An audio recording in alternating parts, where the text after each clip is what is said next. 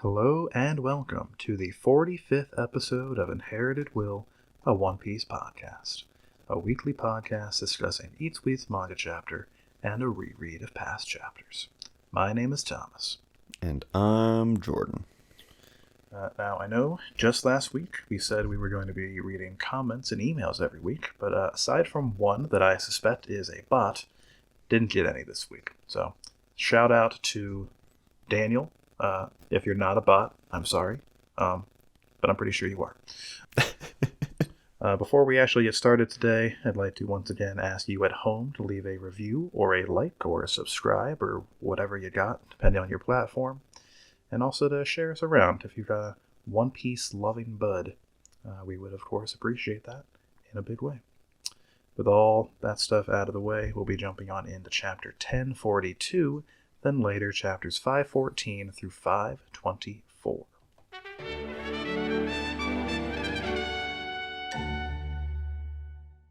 All right, what do you got for this cover page? Here's what I got. I hate Oven's color scheme. He looks fine here in black and white, but his anime colors have his like weird club head orange. Yeah. And I had to color it today, and it made them look stupid. So that's my personal vendetta against Charlotte Oven. Aside from that, though, just transporting the book to the main island for some reason. Yeah, this isn't the most exciting one. Pudding looks peeved a little bit. I assume she's just still mad at Niji and Yonji. I don't think she's crossed it like they're being moved. No, I wouldn't think so. I have no idea where this is going. I assume we'll be checking back in with Judge and Reiji. Yes, Judge, Reiju, and Ichiji are all still free. It's going to make it a little bit harder to be rescued if they're at the main island of Whole Cake, but not that much harder. Yeah, I mean, unless Katakuri is revived and is chilling there right now, or, whenever they get around to making their invasion happen, it's not going to be any harder for them to get it there as opposed to here. No, not in a meaningful way. But I do appreciate that Brule is there to make the trip a little bit easier on Oven. Well, yeah, gotta get a cameo in when you can. Absolutely. That takes us into the chapter itself, 1042, The Victor Needs No Epithet. What the heck is this chapter, man? Yeah, it's a real whirlwind. This guy in particular, the CP0 man, goes from looking like a real chump to, I mean, he's fine by the end of the chapter, but I suspect he may not be so by the time the next one begins. But I feel like this dude has a lot of tricks up his sleeve. We'll see. I guess so. But for the moment, he has been stabbed in the back by Drake. I assume this is shortly after the Izo debacle of last chapter. Then he makes a curious remark. He asks Drake to explain himself. Why'd you do this, basically? To which Drake responds, "It's my justice, man." That's all I got. And then the CP0 guy says that he's jealous of him. Yeah, what's up with that? I did not get this exchange at all. Like, does this dude have to work against his free will? I mean, it's his job to follow the justice, basically, that the world government decides is just. Mm-hmm. So I guess if you were a free-thinking individual, that would kind of suck. But, he's beefy. There's no reason he can't just leave if he wanted to. Well, yeah, he didn't have to take this job, we assume. Yeah, that's true. Well, I don't know, because there are theories out there that the kids that we suspect Big Mom ate back in the day somehow survived and went on to become CP0 agents. But specifically, it is confirmed that Mother Caramel's child slave trade operation was to basically groom future Cypherpole agents. Oh. So they, in many cases, kind of were forced into this particular line of work. Okay. Okay. Then yeah, like they must just this person must have their own, ideals and values that they wish they could do more to promote, but they're stuck. I wasn't expecting to get characterization out of this nameless CP0 guy, but I like it, I guess. I'm glad he's getting a little bit of personality.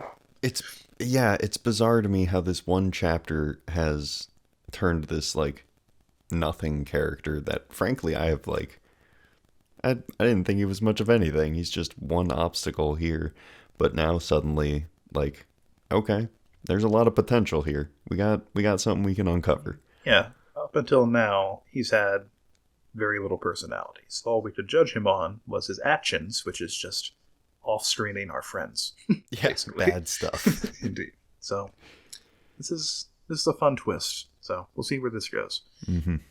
But speaking of him hurting our friends, Drake is dead again. Oh my god, yeah, he finger pistols him right in the freaking trachea. Yeah, that's not great for our boy, but he's walked away from situations like this before. Sure, but like, that's a lot of blood. I mean, in real life, your carotid artery is like right there. That's true. But, what's his name? Apu walked away from literally this exact attack not all that long ago. So okay, fair. And just judging because he's a Zoan type, I assume Drake is tankier than Apu. Yeah, One Piece anatomy is just a little different, and that's a good thing. Indeed. Kind of bummed out that Drake is made a fool of a second time, but he got a good attack in, so he did. That's something. Well, we think. Yeah, he did kind of just flip off of the sword, no problem. I mean, there's blood, so Indeed. Did something. But I'm bummed that everyone in the Flower Capital seems to be having the time of their life, just totally unaware of the pure chaos above them. Yeah, it's going to be a mess for them pretty soon. Very curious to see where Oda's going with this lantern thing he's been building up for like a billion chapters. Yeah. I'm almost expecting some form of explosion, firework, lantern combo. That would be neat. If, depending on where it goes beyond the end of this chapter, where there's a pretty massive twist of fate. But maybe, Luffy deals, at some point, a real heavy blow to Kaido, where he's, 1 HP away from being downed, right? And then they set off fireworks or something, and that's, what deals the actual final blow to Kaido. So it's the Wano people are the ones putting him down. That would be amazing. Maybe it's something slightly less silly than the specifics I just described. But, sure, but something like that. Add some Oda magic onto that, and you got a story finisher right there. Quite so. Speaking of Kaido, though, we're back on the roof now, where he is trying his best to deal with this Hydra attack that Luffy started last chapter. He's not doing so great. He blots some of the hits, but takes many. He takes them in stride, though. You gotta give him that. The man doesn't back down. He's shown to still be, just kind of thinking it through while being beaten down. He is... Yeah. He's doing all right. He's taking a lot of hits, but he's not, being knocked around by them, right? He doesn't seem to have moved at all from that spot. And I hate that we have to consider this possibility, but Kaido says it, so it's on the page, so we gotta. Kaido makes a mental comment here. Luffy is bending the trajectory of his attacks, which Kaido says should be impossible for rubber. So that statement, combined with all this other stuff about Luffy's devil fruit maybe being special in some capacity, sure is starting to look more and more likely that is the case. Yeah, it's not my favorite development that we get here. Indeed. Luffy's used a similar attack to this against Katakuri, and it wasn't really justified then either. No, I've been wondering about this for a while. It's cool as all heck, no doubt about that, but How and why? I saw like a Reddit thread that was trying to justify it. When the fists change direction, it's like he's using like Skywalk to change the direction using his like. I don't even really know how that What? would So work. he's like punching really fast and bouncing off of the air? Yes, but I don't understand how he would be able to use that like, mid punch. You know, like if he's throwing the punch, that's the speed, right? How would he accelerate his fist after his punch has been launched? Well, that's also the direction. Like if you were to try to bounce any way other than directly back, like I don't see how you would change the angle with that. You know what I'm saying? Indeed. I don't think there's any way to science our way through this. It's just a thing Luffy can do, unless it turns out that Devil Fruit is special in some way. Yeah. Or Well, could it be part of Awakening I was just thinking that too. where he's making the air more elastic and he's bouncing off of it? Yeah, maybe it's like a little proto awakening. Yeah.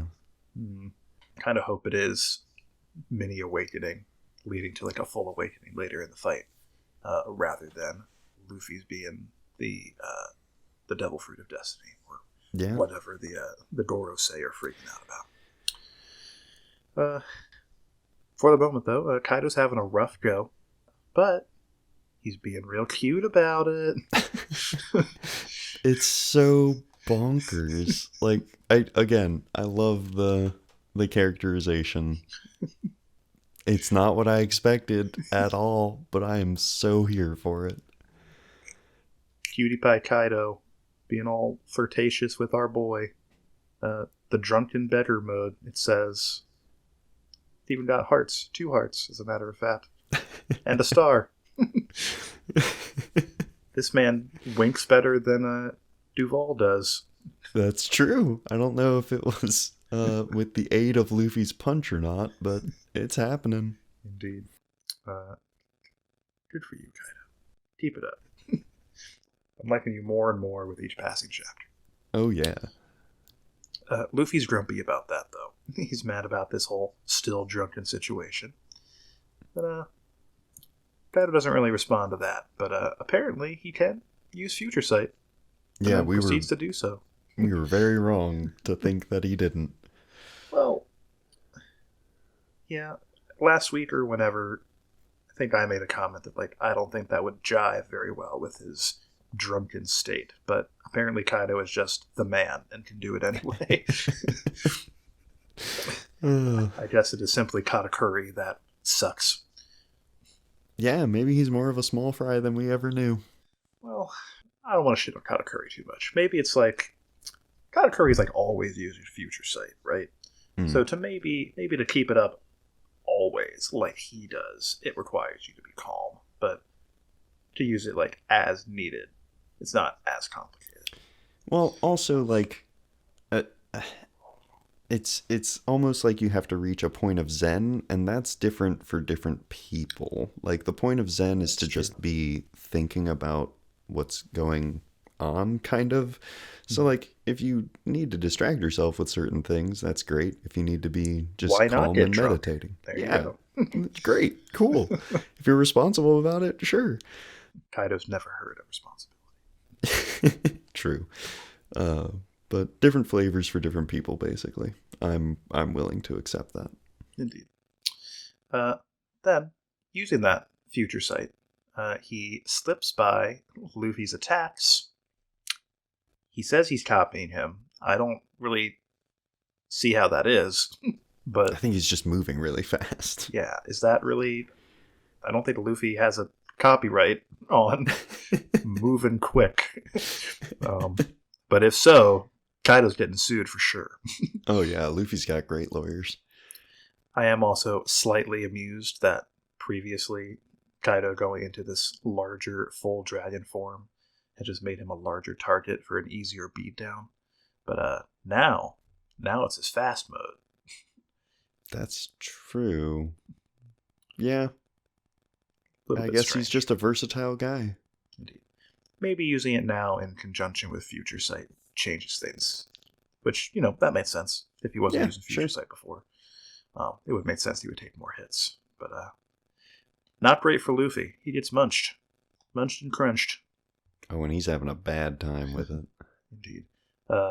This sequence, though, real sick. Oh, yeah. I like it a lot. Yeah. Oh, my God. I know that I say this a lot, but hey, in the anime, they're going to spend a lot of money on this one. Without a doubt. You're going to get the bid time animators on this one for sure. Oh, yes. Probably like this run of a few episodes, honestly. Mm-hmm. The anime's about to get to the chapter 1000 bit when they first get to the roof, and I think Ishitani's on that, I heard. So that's going to be great. Indeed. But yeah, Kaido eats Luffy. Spiral flies into the sky. Luffy does some thrashing, which Kaido is not all that concerned about, I guess. Why would he be? Yeah. He's got a tanky innards, too, even though he didn't before. But it's fine. Yeah.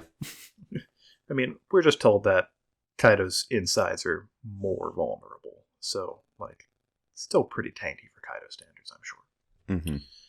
Mm-hmm. Spits him out, hits him with a point-blank Boro breath. Big blast shoots it straight through the entirety of Onigashima, taking Luffy with him all the way. But Luffy manages to escape the blast once it has pierced all the way through by swapping into Bound Man. I love that he still uses all these different forms. Yeah, and this is the first time he's swapped between them on the fly. That's pretty dope. Hockey control upgrade for our boy. Feels good. Yeah, bound to happen, and glad it's here. Quite so. Using Bound Man, he returns to the roof. Kaido's amused and looking a little bit sleepy in that particular panel. Yeah, he's been doing a lot. Give him a break. Indeed. Luffy's getting a little bit stressed out, though. He already said before, this is his final Gear 4th, and he doesn't know how much time he has left in it. The man charges up another big ol' punch while trading some barbed words with Kaido. Oh man, gotta kick you out, or else the Wano people are gonna be suffering. To which Kaido basically responds, yeah, but samurai suck. All they do is either they're weaklings who shun violence, or even the warriors kind of mentally give up in their heads by glorifying death the way they do. Which is pretty similar to what Usopp was saying not all that long ago.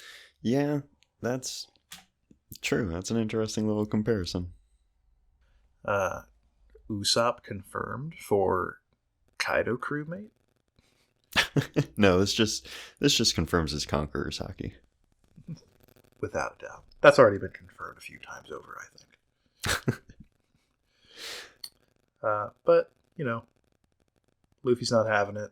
He thinks the samurai are strong, slams him with an over-calm gun. While he's charging up another Boro breath, mind you. So he gets hit with the attack, and his own laser blows up in his mouth. So that's not great. Yeah, he's definitely feeling this one, but it's just not enough, man. Yeah.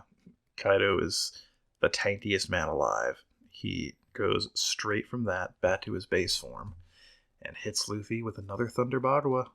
It's a mess. This is just easy for him at this point. Mm-hmm. The man is just getting stronger and stronger mid-fight, it seems. That's usually Luffy's thing. Yeah, well, when you can just switch to this nasty, nasty, bloodthirsty drunk mode. Yeah. Probably should have led with that one, I think. But his intent was not to finish the fight quickly. He was having fun all this time. But taking that hit makes Luffy lose some air from his inflation, which, distressing for him because loses that air and Gear 4th is over. Charges up another big ol' attack. I'm assuming it's the same one from before because he leads with over. It looks the same. Indeed. And he even says here, if this one last hit doesn't work, that's it. I'm done for. Fortunately for him, an unexpected circumstance occurs. The CP0 guy from before has made it up here. grabs Luffy's arm and goes into Iron Body mode, which I assume both distracts Luffy and also holds his arm in place, which allows Kaido to get a quick advantage off him and slam him with his big old club. But, but, he says, but what, Jordan? But what's going on this last panel? Why does Kaido look so, worried? He looks like he's having almost a panic attack there because of CP0. I think it is because this situation has literally happened to him before. See over on the right, these two little panels with Odin and Momonosuke? Yeah. This was during their brief conflict when, right after Odin gave him his scar, right? Mm-hmm. Kaido, similarly to now with his fight with Luffy, was getting hype over having a challenge. But then that transforming lady, the one who had Blaze Fruit, interrupted the fight by distracting Odin, which allowed Kaido to get a bit of attack off on him, finishing the fight right there and then. Right. And now it's happening exactly like that again with Luffy.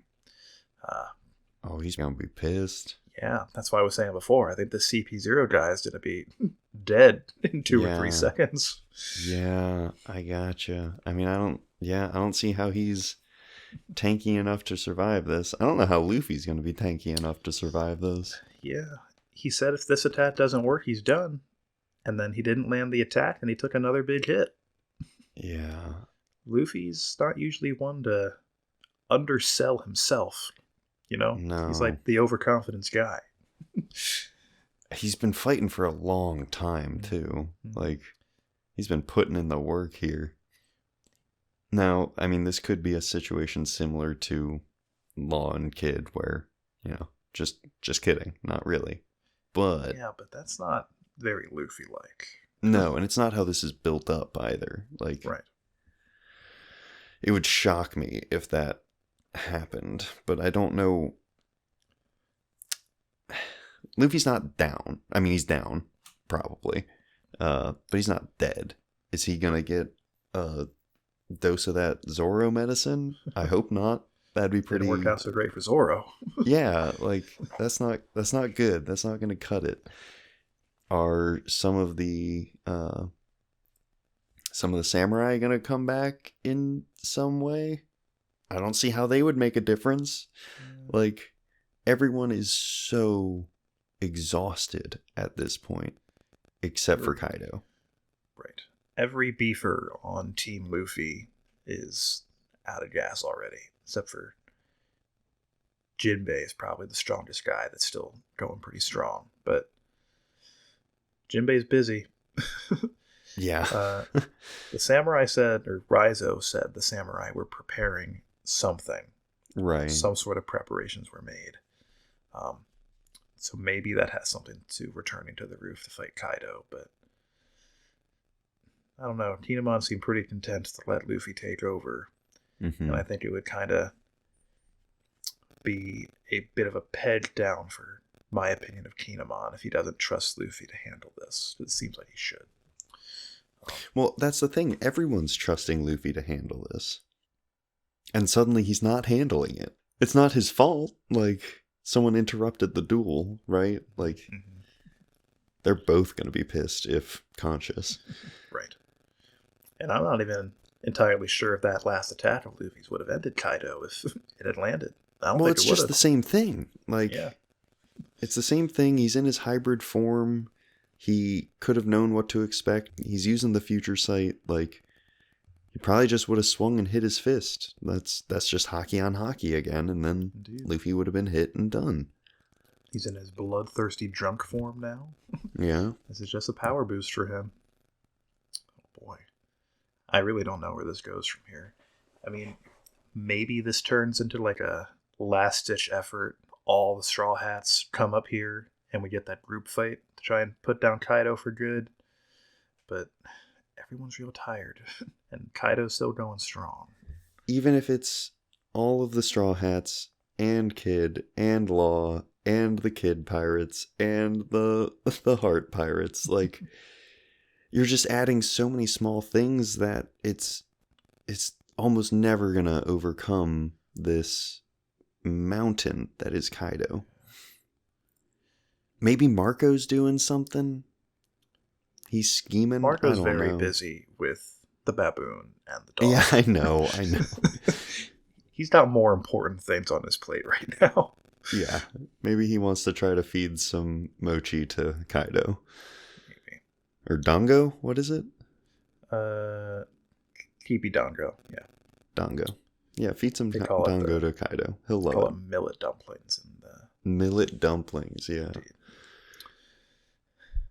So we'll see how this goes, I guess. I'm pretty stressed out about it. Oh yeah, I'm sitting here on pins and needles, man. I mean, I'm pleased that we're getting another plot twist in this fight. Oda said years ago that he thinks the audience would be disappointed if Luffy defeated Kaido just because his punch was strong. Yeah. So it doesn't seem like that's the way it's going to go now, which is great. But I don't know. This is an unexpected twist that I am not mentally prepared to deal with. Yeah, but I just know that once it's resolved, I'm gonna love it. Like, this is the perfect setup for something spectacular to happen. Pretty jazzed about it.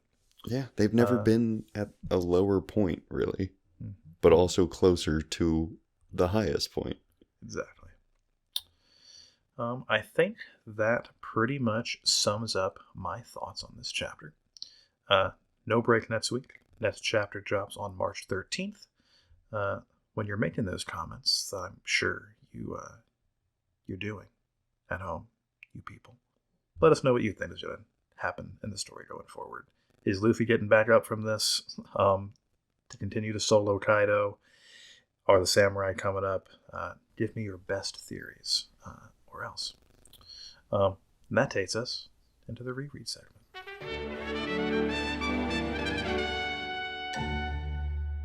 Okay. It's from Luffy knowing pretty much nothing to knowing way too much. Indeed. He does really go from a very low point to still a pretty low point, but he's got a mission now. He's got an actionable plan that he can put forth. Yeah. Yeah. Originally, I was just going to say, I mean, it's Amazon Lily, but no, not good enough. Not quite as descriptive as perhaps we would like. No, we like to have more fun. So, yeah, we're here. Luffy flies in, makes a big old crater, eventually is picked up by the Amazonians here, and that leads to some shenanigans. And eventually, we learn more about the island, and I think it's kind of neat. Like, originally, I had forgotten that mail doesn't really get delivered out here. So I was like, oh, this Vice Admiral Momonga guy, he's just here to, like, show off Hancock's personality and powers, which, you know, it is used for that. But, like, it's also just because, like, hey, we need you. Indeed. He is there for characterization purposes, for sure. Mm-hmm. But also because he has to be, because of the world that Oda's created. Yeah, because, I mean, Amazon Lily is in such a strange spot, which is, I mean, they're lucky that they can control these special snakes. Yeah, they'd be hardcore stuck otherwise. Yeah. Being in the middle of the Calm Belt, specifically where the Neptunians breed, like, oh man, they picked the best spot to be isolated. Good job. Indeed. Well done, ancient people of Amazon Lily. Chose a good spot. Luffy escapes, and he, like, talks to Marguerite, and is like, I need to leave. And then... Please help me leave. I know I kidnapped you, basically, but, you know, we're friends now. Yeah, yeah. But then he decides to leave her, because, I mean, she gets a little weird. But he just kind of is wandering about, and then he gets bored, and he's like, well, I gotta do something. Like, I know where important people live. The big building. Yeah, as high as I can go. Yeah. So he jumps in. He interrupts Boa. And this is like really the first major conflict of this arc. Before this, it's all been like introduction of the Amazonians and how life is and how they don't understand things. But here it's like, oh man, not only did you interrupt this very private bath, but you saw the dang thing that we'd rather die than let someone see. Indeed. Serious business, especially considering just recently Hancock showed off how scary she was. Yeah, she kicked a cat. Yeah. Later goes on to kick a baby seal and a puppy. It's awful. Too strong.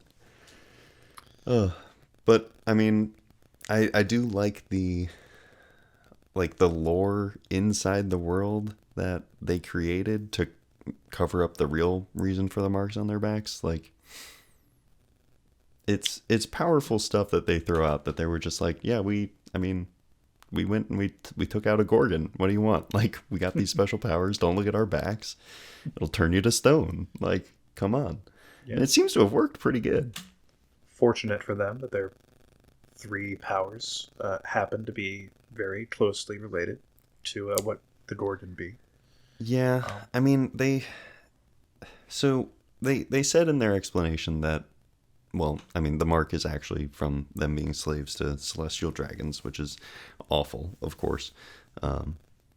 But like they said that they were fed the devil fruits as like a fun thing. Like the slavers were like, oh yeah, this will be, let's see what happens, I guess. So they got extremely lucky that it just happened to be, well, Bo's power isn't really related. I mean, turning to stone fits the Gorgon bit, but like snake-wise, not so much. Indeed. Unless the 3 that they were fed were like already in the Devil Fruit Encyclopedia, so they fed those 3 to them specifically because they thought it would be thematic. But then, like, what's the fun aspect that they're getting out of it? Just like torturing them to be devil fruit users? Struggle to control their powers. They've just been suddenly forced to have. They probably also suspected that they could abuse the powers in some way, just knowing the little bit we do about celestial dragons. Guess so. We don't know if we've never met a celestial dragon with a devil fruit power, but I would think, I mean, if it were me, I would just eat the fruit myself and gain a superpower rather than create a slave to do the fighting for me. But that's kind of how the celestial dragons be. So that pretty much checks out. Yeah, that's their MO.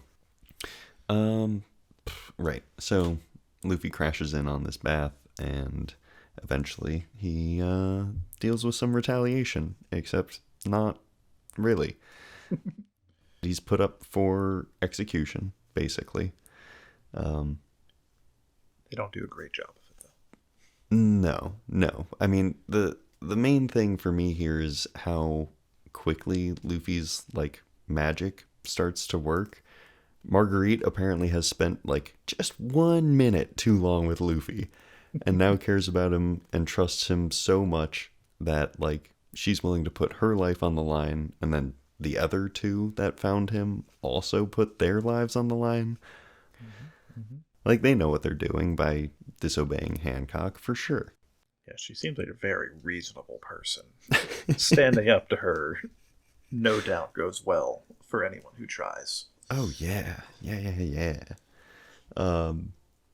So, yeah, I really appreciated seeing that, because I love that aspect of Luffy just as a character. Mm-hmm. And I also like that Marguerite, like, straight up said it earlier. She was like, hold on.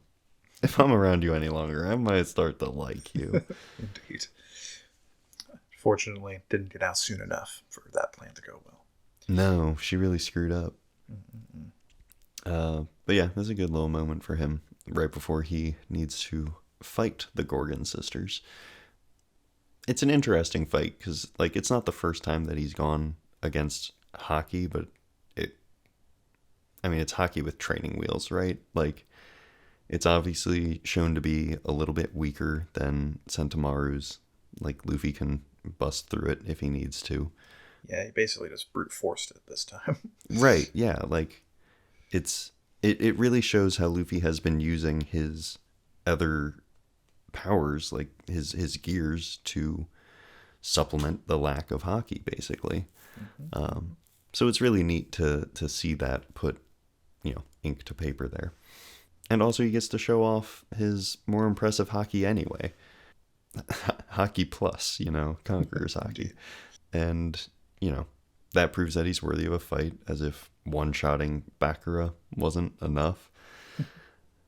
And then, like, the end hit of this fight is so good because you can just, like, you can almost feel the bliss that just seems to be dripping off of Luffy in the last, like, moment right before the Jet Gatling. He's just surrounded by these two huge enemies. They're throwing out myriad attacks at him where, like, it seems pretty bad. But he just falls back and takes care of it like he was built to do just that. Literally built for this exact moment. Yeah. Everything is led up to this. Yeah. And also it's all the more impressive when, like, if you look at it, he didn't attack the two actual people in that final move. Like, he just hit their flame snakes and hair snakes. So he's controlling it very well. He does kick them right after this and makes them bonk their heads against each other, but, like, he could have hurt them much more with a Jet Gatling, I'm pretty sure. Yeah. Yeah. I suppose...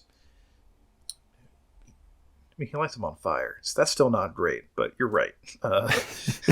I suppose that is not as painful as taking that Gatling to the face.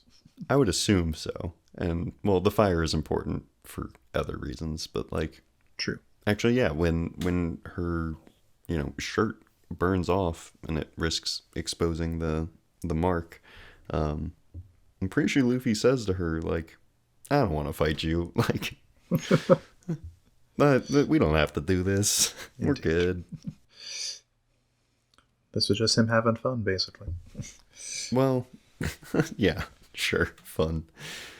I mean, after getting tossed around the last time he had a confrontation, I bet this actually was fun for him, yeah. I appreciate that we got a little bit of good boy Luffy characterization there, for him interrupting the fight and putting himself as a massive disadvantage by jumping up the covered Sonia's back. Yeah, I guess I didn't really think about that. I had kind of considered the fight won by Luffy at that point, but you're right. Like, they had already shown previously, like, they didn't care that the three were turned to stone, so they put Hancock above all else. Maybe there would have been some collateral damage there. Good point. Indeed. Good on you, Luffy. Continue being best boy. This really does prove it. Like, this arc specifically, where he's just as focused as ever, but also not. And then he goes on, like, right after that, when Hancock offers him, basically forces him to choose between granting his request of taking him back to the archipelago on their ship, or turning Marguerite and company back to normal. The man doesn't even hesitate. He's simply genuinely relieved that one of the options was that they would be saved. Yeah, I mean, he's effectively trying to return a favor, right? Like, you saved my life, let me do the same. And if that's not core Luffy, I don't know what I've been reading. Pretty much. And even beyond that, they were only in that situation because they were trying to stand up for him. Yeah. All the more potent. Obviously this is, like, Luffy's little mini arc. So if he doesn't shine here, where is he gonna? But this it makes him look really good. Like, I don't know. I didn't like I said, I didn't care for all of the like, oh, Luffy's really popular with the ladies. Like he didn't care, I didn't care. And like that has been pretty consistent too. I know that Oda answered something in an SBS where someone brought up like Luffy reacting to Nami in some situation, and he was like, he was with Usopp. They're the same age. That's just how it works. He was just playing along with Usopp. Don't worry about that. But I do like that there is barely any like romance in One Piece. It's, I don't know, it's just unnecessary. But also when it's there, it's good. Like the Pudding and Sanji thing, that was like, I don't know, that had conflict built into it. It wasn't just someone pining over someone, which we get a lot of from Sanji anyway. Mm-hmm. The Sanji Pudding thing is complicated, and that kind of makes it believable, you know? Right. Similarly, kind of, this Hancock Luffy thing is not quite as complex as, you know, the Sanji Pudding situation, but there's some depth there too. Not very frequently is Hancock A stood up to, and B unaffected by her feminine wiles. Yeah, ignored. Indeed. So that kind of behavior attracted to Luffy, and Luffy he doesn't care. He's got other things on his mind. Yeah. Mind on his money and money on his mind. Luffy's got big plans and the will to execute them, and no lady's gonna stop him. Even though the lady in question tried to help him out in a big way. And couldn't stop him if she tried. Indeed. She could hit him pretty hard. I mean, I'm inclined to think that Hancock could beat Luffy at this point in the series. Yeah, she definitely has a better control of hockey. Like, she doesn't need to turn him to stone to beat him. Indeed. So, probably could have. Yeah. But, doesn't have the will. No. Just wants to help him out. Why should she? Yeah, I mean, Luffy gets to have this, like, little mini celebration, which, like, he takes full advantage of the hospitality provided to him. And shows them how to party. Yes, he teaches them how to live it up. Because it's right after this is where he learns a lot of bad stuff. The party really takes a downturn for Yeah, Granny Neon just, did a number here. Indeed, a real reality check. Yeah, Luffy learns that Boa is a warlord, the Navy and Whitebeard are going to clash, Ace is going to be executed in 6 days. And that's the headline. There's one way to get close to Ace quick enough, and that's on a Navy ship. It's like, man, all real capital B bummers here. Oh, yes. Until love sickness is real. Mm-hmm. Mm-hmm. You know what they say in the East. Love is always a hurricane. Love is always a hurricane. And like knowing about this love sickness and Sanji's current situation makes me wonder how he made it out alive. Yeah, I think Sanji's situation might be a step or two beyond terminal, but that makes it all the more impressive. Indeed. Still only in stage 2 love sickness. He'll get there. Yeah, well, speaking of Sanji, like, after all of this, we get one brief bit where we get shown Luffy and Boa going on the Navy ship, which I can only imagine how Boa was feeling with Luffy, like, wrapped around her. But then we check in with many other key players that are just scheming and plotting and making moves in some cases. Mm-hmm. We see the Navy freaking out about Whitebeard, which, like, yeah, I get it. But the warlords are there, and Garp is doing his own thing, checking in on Ace, who I think asks Garp to kill him Is that true? I do not remember that, but I would believe He it. so when Garp first walks up to Ace, he's just like, "Oh man, what have you gotten yourself into now?" And then we cut to some other people, maybe the warlords, I don't remember. But then we cut back, and Garp just says, like, "Kill you? No, we've gone way past that. Like, Whitebeard is not gonna let this pass." So I read that as Ace being like, "Garp, man, if it would end this, like if it would save people, just do it." And that is harrowing. That sucks so hard. Yeah, that's. I don't remember that line specifically, but I believe you, and that is very sad. Very in character for Ace to Mm-hmm. want to die rather than cause this war to happen and possibly risk the lives of his crewmates in particular. Yeah, his family, effectively. Yeah, but It's rough. Garp is right. That wouldn't have stopped anything. Whitebeard still No. would have come to avenge his boy. Yeah, it's a very surreal moment for these two characters that we pretty much always see as happy-go-lucky, and I don't know, it hits, man. It's rough. Mm-hmm. It's dark, it's gloomy and Impel Down, and like we all know all the crap that's gonna happen from here on, and it's just like, fuck. I forgot how much build-up there was to the rest. Yeah. You can only imagine the thoughts going through Garp's head as he's sitting in front of his soon-to-be executed grandson. Oh, he must be so sad and disappointed and angry. Like, just this swirl of awful emotions. Mm-hmm. Probably taking everything he has not to just try and bust him out. Oh, and he could. Oh, yeah, totally. I think Easily. he easily could. But, yeah, he'd have people on his butt. And the Navy does have some beefers, so. Yeah. I would love to see that story, though. Some little spin-off where Garp becomes a pirate and lives a life on the lam, helping Ace lay low or whatever.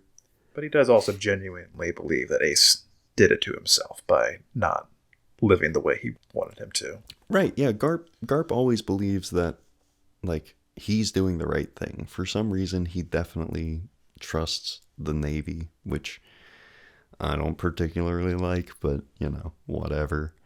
But he doesn't trust the Celestial Dragons, which is the strange thing. No. Yeah. Well, especially since he is like he goes to like the reverie and all that. Like they still choose him.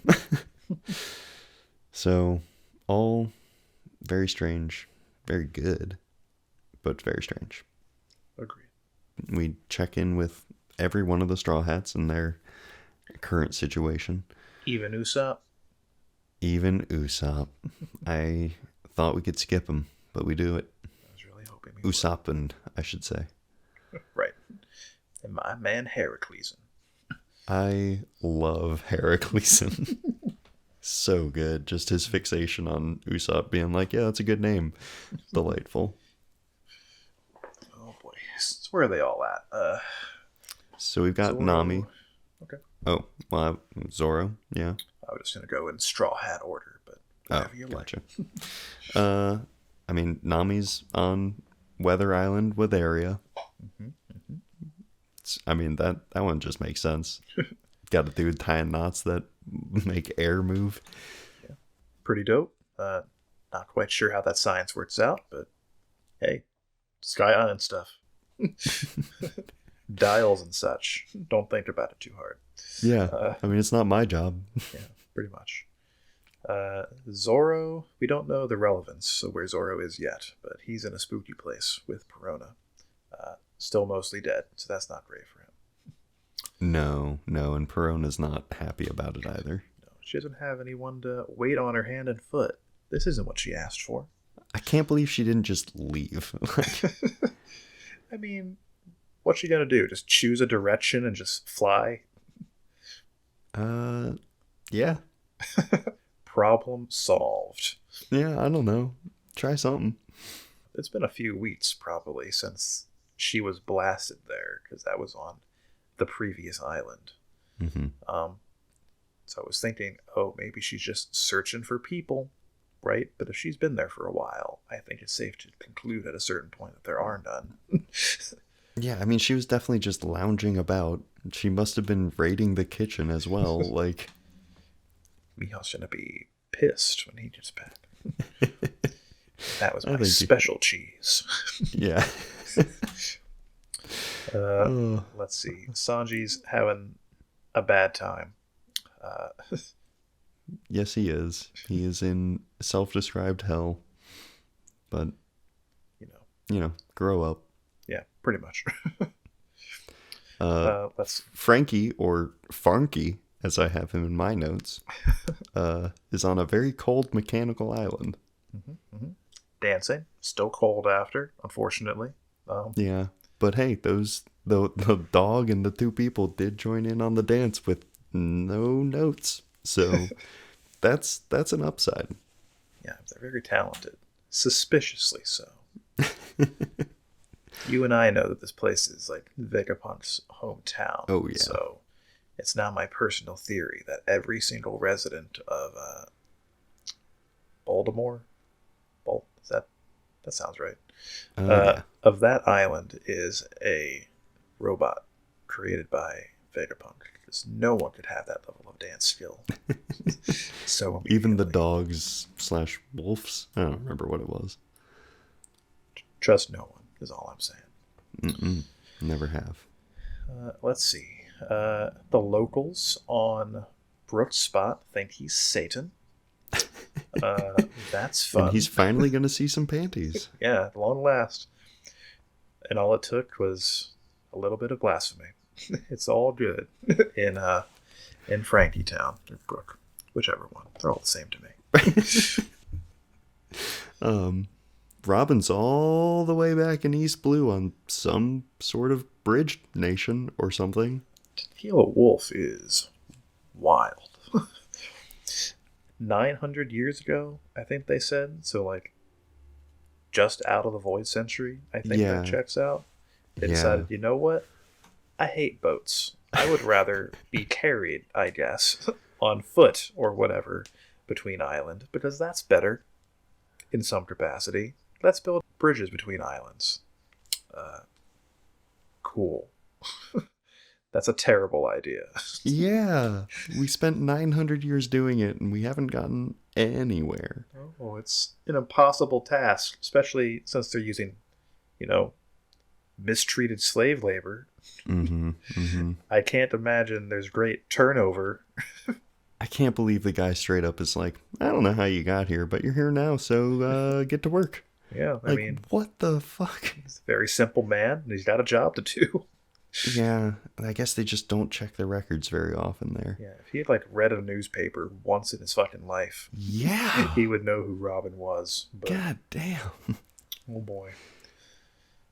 Well, maybe not. I mean, that new Wanted poster hasn't been out for all that long, but... Oh, I guess that's true. We already touched on Usopp. Usopp isn't real, Jordan. I refuse to acknowledge him. Usoppun, sorry. There we go. That guy I know. And where's he at? He is on I don't remember what the island's called, but the plant place. Bowen Island? Yeah. Forest of Bandits, specifically. Oh, yeah, of course. The Forest of Bandits. I vacation there sometimes. Oh, you always come back lighter of wallet. Yeah. Much, much heavier in terms of body size. But yes, it's worth it. Indeed. So he's having a good time. The animals are bad, but the food is delicious. So doing all right. Hey, that's a fair trade. Yeah, I'll take it. And Chopper, in the opposite situation, is on some South Blue birdie kingdom where birds rule. Birds. Mm-hmm. You feel quite at home there, I'm sure. Yes. Absolutely. I think that's everybody, yeah. I hope so. It feels like everybody. So, Nami, Usopp, Chopper, Robin, Frankie, Brook. Yep, that's everybody. I think that's pretty much where it ends, right? Like that Zoro chapter is the last one.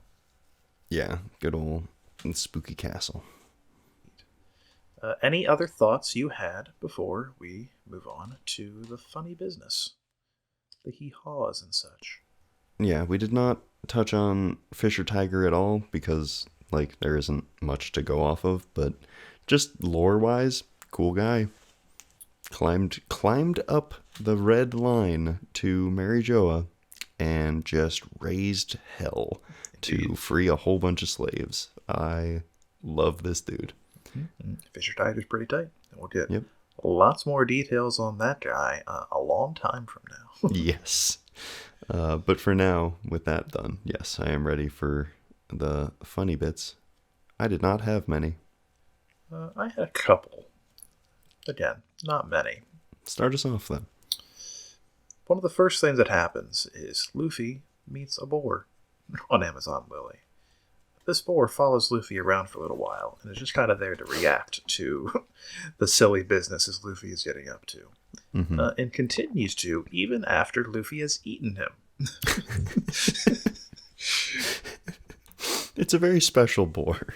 Yeah, he's very talented. I think we have to assume, because of what this boar does, that by this point in the story, Brook has re-died, right? Mm-hmm. His devil fruit has spawned again on Amazon Lily, eaten by the boar, and now the boar has Brook's powers. Yeah, and Luffy just ate it so dang fast that there was only a skeleton by the time it got there. So does that mean that Luffy now has Brook's powers? Well, shit. Why can't he beat Kaido then? Well, he hasn't died yet. The powers haven't kicked in. Oh, that's what's going to happen next week. Gotcha. We cracked the code. I wasn't expecting to get there, but... We finally did it. One step ahead of you, Oda, every time. Nice try. What you got? Luffy, as he's getting smacked around by the Amazonians, he remembers that he has a Beaver card and like what it does. And when while he's thinking of it or trying to remember, as he's being like volleyball spiked towards the ground, he's just sitting there crisscrossed with his hand on his chin thinking. It's fantastic. The man's just taking everything in stride. He's so casual. He's made of rubber. Why would he have a bother in the world? Pretty much. And then, let's see. Turns out I only had one other one, but I put it across several bullet points for some reason, so there you go. Okay. In one of the cover pages, right, the Marines come to capture CP9 for messing up real bad on Andy's lobby.